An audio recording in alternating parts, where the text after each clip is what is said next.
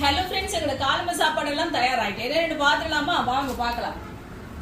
இன்றைக்கு காலை சாப்பாடு பாருங்க நண்பர்களே, தோசை. தோசையம்மா தோசை, இது சோபா சுட்ட தோசை. பார்த்தீங்களா எப்படி இருக்கு? இதோட பார்த்தீங்கன்னு சொன்னால் சூப்பராக பச்சை மிளகாய் சட்னி. அடுத்து பார்த்தீங்கன்னா இங்கால ஜூடும் தோசை இல்லை, இங்கால பார்த்தீங்கன்னா கோபி, பிளேன் கோபி போட்டிருக்கேன் நண்பர்களே. பார்த்தீங்களா சோபா சாஸ் கோபி பவுடர். ஆமாம் பார்த்தீங்களா ஜூட்டு நான் மறந்துட்டு நீங்கள் எடுத்து வந்துட்டீங்க. நன்றி. வாசமாக இருக்கு, வாசமாக இருக்கே. அப்படி இங்கே வேறு இருக்கும். இது தோசையை இப்படி தொட்டு போட்டு எப்படி சாப்பிடணும்.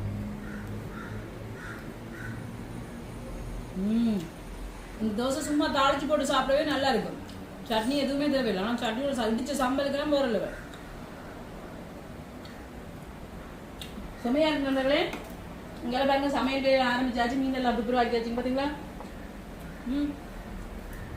தேங்காய் பால் எல்லாம் புளிஞ்சாச்சு. எனக்கு சமைக்க போகிறேன். இதுதான் காலமை சாப்பாடு. நீங்கள் எல்லாம் சாப்பிட்டீங்களா? வீடியோ பிடிச்சிருந்தா சப்ஸ்கிரைப் பண்ணுங்க. பை டேட்டா. சாப்பிடுவாரு, பசிக்குது.